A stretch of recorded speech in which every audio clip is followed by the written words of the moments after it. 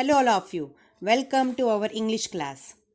Today, we are going to see the language study of the lesson A Heroine of the Sea. Actually, the Heroine of the Sea that is skipped from the syllabus. या वर्षीच्या सिलॅबसमधून हा lesson skip करण्यात आलेला आहे, जरा redact करण्यात आलेला आहे, गाळून टाकण्यात आलेला आहे. त्या जरी हा लेसन नसला तरीसुद्धा लँग्वेज स्टडी म्हणजेच ग्रामर आपल्याला या ठिकाणी घ्यायचं आहे. ग्रामर ओमिट केलेलं नाही आहे, त्या ठिकाणी काढून टाकण्यात आलेलं नाही आहे. मग तो ग्रामरचा भाग आहे लँग्वेज स्टडी, तो आपण आज या ठिकाणी बघणार आहोत. First question is given here. Choose the correct question tag from the alternatives. आता या ठिकाणी वेगवेगळे अल्टरनेटिव्ज दिलेले, याच्यातून आपल्याला क्वेश्चन टॅग सिलेक्ट करायचा आहे. You can see here the first one. She was only a little woman. She was only a little woman. The correct answer is that is wasn't she. Why wasn't she is given here. She was only a little woman. आता या ठिकाणी आलेलं जसं आपण question tag करतो त्यावेळेला किंवा आपण याला टॅग टेल पण म्हणतो, म्हणजेच आपल्याला आन्सर्स लिहिताना हे सेंटेन्स पूर्ण लिहावं लागतं. जसा कॉमा दिलेला आहे तसा कॉमा पण या ठिकाणी येणार. हे सेंटेन्स पण त्या पद्धतीने आपल्याला पूर्ण लिहायचं, नंतर कॉमा द्यायचा आणि कॉमा दिल्यानंतर वॉजंट शी हे टेल म्हणजे एखादी शेपटी, आपण या ठिकाणी टॅग टेल पण म्हटलं जातं, ही शेपटी त्याला लावायची, म्हणजेच त्या सेंटेन्सला त्याच्या सेंटेन्सच्या पुढे वॉजंट शी आपल्याला हे असं लिहावं लागतं आणि क्वेश्चन मार्क द्यावा लागतो. आता वॉजंट शी का आलं, या ठिकाणी निगेटिव्हच का आलं. जर आपलं सेंटेन्स ॲफर्मेटिव्ह असेल तर आपला टॅग हा निगेटिव्ह येतो, म्हणजे त्याच्यामध्ये नॉट येतो. पहिलं सेंटेन्समध्ये जर पाहिलं आपण तर काय दिलेलं, she was only a little woman. या ठिकाणी सेंटेन्स इज ॲफर्मेटिव्ह म्हणजे होकारार्थी आहे. होकारार्थी सेंटेन्स असेल तर त्याचा क्वेश्चन टॅग करताना तो नकारार्थी करायचा असतो, म्हणजेच वॉजंट शी. कारण या ठिकाणी कोणताही डिरेक्टली या ठिकाणी हेल्पिंग वर्ब आलेलं आहे, आपण प्रायमरी वर्ब म्हणून वॉज आलेला आहे. या वॉजला एन ॲपॉस्ट्रॉफी टी म्हणजेच या ठिकाणी कॉन्ट्रॅक्टेड फॉर्म करायचा आणि पुढे आलेला जो काही क्रिया या ठिकाणी आलेला जो काही करताय मीन्स सब्जेक्ट, तो पुढे लिहून क्वेश्चन मार्क करायचा असतो, याला म्हणतो आपण question tag. See the next one. Grace did not have any time to rest. आता असं सेंटेन्स पाहताना आपल्याला आधी बघायचे, Grace did not have any time to rest. Is it this sentence is it in affirmative or negative. आता हे affirmative होकारार्थी आहे का निगेटिव्ह आहे हे आपल्याला आधी बघायचे. आता या ठिकाणी आलेला नॉट, याच्यावरून लगेच कळतं की हे जे काही सेंटेन्स आहे ते नकारार्थी आहे, म्हणजेच निगेटिव्ह सेंटेन्स आहे. If there is a negative sentence that times we just have to change that, और we can see that question tags always be a affirmative. जर निगेटिव्ह असेल सेंटेन्स, निगेशन असेल त्याच्यामध्ये, तर आपला क्वेश्चन टॅग हा या ठिकाणी ॲफर्मेटिव्ह होकारार्थी आला पाहिजे, होकारार्थीच येतो. मग या ठिकाणी असलेलं वर्ब आपल्याला बघायचं आहे. Grace did not have any time to rest. Did not आलेला आहे, मग नॉट आपल्याला या ठिकाणी काढून टाकायचं आहे आणि डिरेक्टली काय लिहायचं आहे बघा, डिड शी म्हणजे फर्स्ट कॉलम हा करेक्ट आलेला आहे. कधी कधी काय करतात या ठिकाणी डिड ग्रेस असं पण लिहून दिलं जातं, पण क्वेश्चन टॅग करताना आपल्याला डिड शी, कारण ग्रेस जी आहे ती एक मुलगी आहे म्हणून या ठिकाणी डिड शी आपण असा टॅग या ठिकाणी करणार आहोत. See the third sentence. तिसरं वाक्य आपल्याला या ठिकाणी बघायचे. शी रिस्क्ड हर ओन लाईफ. आता बघा, शी रिस्क्ड हर ओन लाईफ या सेंटेन्समध्ये असलेलं जे काही रिस्क आहे हा वर्ब आहे. मग या अशा वेळेस असं सेंटेन्स असेल तर आपल्याला त्या ठिकाणी डू, आयदर डज किंवा डीडचा वापर करायचा असतो. डू, डज, डीड या जे काही वर्ब्स आहे, प्रायमरी वर्ब्स आहे, यापैकी काहीतरी वापरावं लागतं. मग जर सेंटेन्स ॲफर्मेटिव्ह असेल तर ते टॅग करताना निगेटिव्ह होतं, आणि जर सेंटेन्स निगेटिव्ह असेल तर ते टॅग करताना ॲफर्मेटिव्ह होतं. आता शी रिस्क हर ओन लाईफ या ठिकाणी कोणताही नकारार्थी किंवा नॉट, नेव्हर असे कोणतेही शब्द आलेले नाही, म्हणून हे सेंटेन्स ॲफर्मेटिव्ह आहे. मग आता या ठिकाणी आपल्याला असं सेंटेन्स आले त्या ठिकाणी कोणताही प्रायमरी वर्ब नाही, म्हणजे वॉज वेअर नाही, हॅव हॅज नाही, ॲम इज आर नाही, असं काही नाही आलेलं. असं जर काही नसेल तर काय करायचं, किंवा विल आणि शॅल आपण हे फ्युचर टेन्समधले जे काही प्रायमरी वर्ब्स आहेत ते सुद्धा नसतील आलेले, तर आपल्याला काय करायचं, त्या ठिकाणी असलेला वर्ब तो बघायचा, तो शोधायचा, तो वर्ब कोणत्या टेन्समध्ये आहे तो बघायचा आहे. आता या ठिकाणी तुम्ही बघू शकता तर रिस्क ईडी आलेला आहे आणि ऑब्व्हियसली आपण हे सेंटेन्स जे आहे ते सिम्पल पास्ट टेन्समध्ये, म्हणजेच हा रिस्क हा RISKED हा पास्ट फॉर्म आहे, म्हणून आपल्याला त्याचा क्वेश्चन टॅग करताना डीड वापरावं लागणार आहे. आणि ऑब्व्हियसली डिडंट करायचे, कारण जर मी सांगितलं सेंटेन्स जर अफर्मेटिव्ह असेल तर टॅग करताना तो निगेटिव्ह करायचा असतो, म्हणजे डिडंट शी, म्हणजे कोणता column, that B column, that is a correct one. B या ठिकाणी करेक्ट येणार आहे. Didn't she. कॉन्ट्रॅक्टेड फॉर्म करायचा, डिड नॉटचा कॉन्ट्रॅक्टेड फॉर्म या ठिकाणी आपल्याला वापरायचा आहे. मग या ठिकाणी तुम्ही म्हणाल तर डू आणि डज का नाही आलं. आता डू आणि डज कधी येतं बघा. डू आणि डज ज्यावेळेस, फॉर एक्झाम्पल हे सेंटेन्स आपण घेऊया, रिस्क याच ठिकाणी जर RISK नुसतं रिस्क आलं असतं आणि हा समोर असलेला त्याच्या आधी आलेला जो सब्जेक्ट जर या ठिकाणी we can say that plural आला असता, म्हणजे फॉर एक्झाम्पल दे आलं असतं, they risk her own, they risk their own life. Her नसता आला त्या ठिकाणी, समोरचा करता बदलला तर पुढचं जे काही प्रोनाऊन्स आहे ते चेंज होत असतात. मग आता दे रिस्क देअर ओन लाईफ असं जर आलं असतं, मग जर आपल्याला या ठिकाणी जर टॅग करायचा असेल, कारण हा जो काही रिस्क हा शब्द आपण चेंज केलेल्या सेंटेन्समध्ये जर नुसता रिस्क आहे असाच आलाय, तर टॅग करताना आपल्याला डूचा वापर करायचा आणि कॉन्ट्रॅक्टेड फॉर्म म्हणजे डोंट या ठिकाणी दे वापरलेले म्हणजे डोंट दे जसा करता आहे त्या पद्धतीने, पण डूचा वापर मी सांगितलं डू आणि डज करताना या ठिकाणी जर वर्बला ओनली डिरेक्टली वर्ब त्याला कोणता येस किंवा इएस नाही आहे असा आलेला असेल तर टॅग करताना तो डोंट करायचा असतो किंवा डूचा वापर करायचा असतो. जर सेंटेन्स जर निगेटिव्ह असेल तर डूचाच वापर करायचा. सेंटेन्स जर अफर्मेटिव्ह होकारार्थी असेल तर कॉन्ट्रॅक्टेड फॉर्म वापरून डोंट हे करायचं असतं. निगेटिव्ह सेंटेन्स निगेटिव्ह टॅग करायचा असतो, म्हणजे निगेटिव्ह क्वेश्चन टॅग आपल्याला त्याला जॉईन करावा लागतो.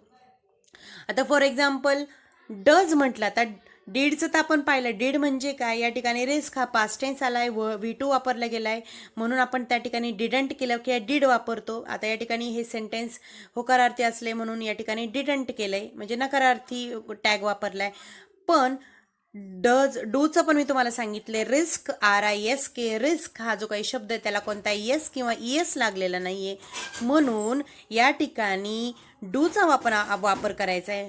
फॉर एक्झाम्पल याच ठिकाणी हे सेंटेन्स शी रिस्क RISKS असं जर आलं असतं, म्हणजेच या वर्बला येस लागलेला असतो. हा जो फॉर्म असतो सिम्पल प्रेझेंट टेन्समध्ये असा फॉर्म केला जातो, किंवा सिम्पल प्रेझेंट टेन्सचा फॉर्म्युला हा सांगतो. सिम्पल प्रेझेंट टेन्समध्ये वर्बला येस किंवा येस लागतो. मग अशा वेळेला असं जर सेंटेन्स आलं आणि असं वर्ब आलं तर आपल्याला त्या ठिकाणी डजचा वापर करायचा असतो. फॉर एक्झाम्पल या ठिकाणी रिस्क आपण जो वरती घेतला होता RISKS, मग डज कसा वापरायचा, त्या ठिकाणी क्वेश्चन टॅग करताना आपल्याला डिरेक्टली डज किंवा डझंट असं वापरायचं असतं. डज जर सेंटेन्स निगेटिव्ह आलं तर आपल्याला टॅग करताना डज वापरायचा, आणि सेंटेन्स जर अफर्मेटिव्ह असेल तर टॅग करताना आपल्याला डझंट वापरायचं, म्हणजे आपल्याला निगेटिव्ह सेंटेन्स करायचं असतं. हे आहे पूर्ण क्वेश्चन टॅग करतानाचा नियम. म्हणजे डू डज डीड हे करताना वेगवेगळ्या प्रकारचे नियम असतात, आणि सर्वात इझी गोष्ट असतेच म्हणजे जर आपल्याला टॅग करायचं असेल तर am is are was were has have हे जर प्रायमरी वर्ब्स आले किंवा प्रायमरी ऑक्झिलरी वर्ब्स आले तर डिरेक्टली आपण तोच शब्द पुढे घ्यायचा आहे. पुढे एखादं प्रॉपर नाऊन असेल तर त्याचं प्रॉपर नाऊनचा चेंज आपल्याला हिम, हर, इट या पद्धतीने चेंज करावा लागतो. सी द नेक्स्ट आपण पुढचा भाग बघूया. नेक्स्ट क्वेश्चन आहे choose the proper modal to fill in the gap. आता मॉडल म्हणजे काय? That is a modal auxiliary. आपण मॉडल ऑक्झिलरी याला म्हणतो. फर्स्ट सेंटेन्स आहे बघा, they blank or a dash dash hear anything else. आता डज हा मॉडल ऑक्झिलरीमध्ये तर मोडणार नाही. डज नाही, कुड आणि हॅव या तिघांपैकी डज तर बसत या ठिकाणी मॉडल ऑक्झिलरीमध्ये येत नाही आहे. हॅव सुद्धा मॉडल ऑक्झिलरीमध्ये येत नाही आहे. या ठिकाणी could this one is a correct answer. आता कुड हे करेक्ट आन्सर आपण या ठिकाणी का म्हणणार? कारण could we can say that is a past ability. आता कुड या शब्दामध्ये पास्ट ॲबिलिटी दाखवली जाते. ॲज वेल ॲज जर आपण डज नॉट जरी वापर केला तर दे नंतर डज कधीच येत नाही. आणि जर they have not here anything जर हॅव आला तर वर्बचा फॉर्म चेंज होत असतो, म्हणून हे दोघंही या ठिकाणी करेक्ट होणार नाही. तर दुसरं आपण बघूया, 9 men and women dash dash climb on the rock. आता या ठिकाणी आलेलं पहिलं आहे has primary auxiliary. First we can say primary auxiliary verb आहे. डज सुद्धा प्रायमरी ऑक्झिलरी वर्बमध्ये मोडतं. शुड हे that is we can say that modal auxiliary आहे. कुड सुद्धा मॉडल ऑक्झिलरी आहे. पण याच्यामध्ये जे बेटर आहे किंवा जे करेक्ट आन्सर आहे दॅट इज अ कुड. हे करेक्ट आन्सर आहे. कुड is a correct. 9 men and women कुड क्लाइंब ऑन द रॉक. जे काही 9 मेन पुरुष आणि जे काही विमेन स्त्रिया ज्या होत्या कुड climb on the rock. Rock म्हणजे खडकावर त्या चढू शकल्या. कुड इज अ पास्ट ॲबिलिटी या ठिकाणी सांगितली जाते. You can see a third one, dash dash you ever sleep again. that is alternative is given here a must, will and may. 3 alternatives या ठिकाणी दिलेले आहे. मस्ट आहे, विल आहे आणि मे आहे. मस्ट जर म्हटलं that is a compulsion. Will याचा अर्थ आहे एक इच्छा, may permission, must is a compulsion. पण याच्यामध्ये मस्टचा पण वापर होणार नाही, मेचा पण होणार नाही. The proper one is a will. आता विल हे आन्सर या ठिकाणी आपण का करेक्ट म्हणणार आहे? Will you ever sleep again? तू पुन्हा झोपू शकशील? एक इच्छा आपण या ठिकाणी दाखवलेली आहे. मस्ट होणार नाही आणि मे सुद्धा होऊ शकत नाही. See the next one, we dash dash do something. बघा, we dash dash do something. 3 alternatives या ठिकाणी दिलेले बघा, must, need and would. Must मी आधी सांगितलं दॅट इज अ कंपल्शन. आपण हे केलंच पाहिजे. जेव्हा चा वापर होतो त्याला मस्ट आपण म्हणतो. नीड आहे गरज आणि वुड आपण दॅट इज अ फ्युचर ॲक्शनमधला वुड. मी हे असं या पद्धतीने करेल, तुम्ही या पद्धतीने करणार असं असेल तर वुडचा वापर करतो. पण या ठिकाणी करेक्ट आन्सर आहे that is must. Means that we must do something. We must आपण काहीतरी केलंच पाहिजे. या मस्ट मॉडल ऑक्झिलरीमधून, या मॉडलमधून, या शब्दामधून त्याचा अर्थ कंप्लीट होतो. तो शब्द त्या ठिकाणी टाकल्यानंतर तो कंप्लीट होतोय. C the next question. Next question is given here, match the sentences with their types. आता या ठिकाणी दिलेले काही सेंटेन्सेस आहे आणि शेजारी टाईप्स आहे. म्हणजे कोणते टाईप आहे? म्हणजे for example first one is exclamatory, second one assertive और स्टेटमेंट, थर्ड वन इंट्रॉगेटिव्ह आणि फोर्थ वन इम्परेटिव्ह. आता याच्या आपण अर्थ आधी बघूया. एक्सक्लामेटरी म्हणजे काय? उद्गारवाचक, ज्याचं शेवटी उद्गारवाचक चिन्ह येतं. देन ॲसेरेटिव्ह किंवा स्टेटमेंट म्हणजे काय? साधं वाक्य, म्हणजे ज्याची सुरुवात एखाद्या सब्जेक्टने होते. त्याच्यानंतर ऑब्व्हियसली वर्ब येतं किंवा रादर नंतर वेगळे शब्द येतात, पण सुरुवात ही वर्बने होते. त्याला आपण म्हणतो ॲसेरेटिव्ह किंवा स्टेटमेंट आणि शेवटी फुलस्टॉप येत असतो. हे झालं या सेंटेन्सचं एक क्वालिटी म्हणूया आपण त्याला. शेवटी फुलस्टॉप आणि स्टार्टला सब्जेक्ट येत असतो. द थर्ड वन आहे इंट्रॉगेटिव्ह सेंटेन्स. आता इंट्रॉगेटिव्ह सेंटेन्स म्हणजे काय? क्वेश्चन असलेले, म्हणजे सगळे प्रश्नार्थी सेंटेन्सेस. मग आता इंट्रॉगेटिव्ह सेंटेन्स म्हटलं तर मोस्ट ऑफ द लक्षात ठेवायचं चिन्ह म्हणजे क्वेश्चन मार्क.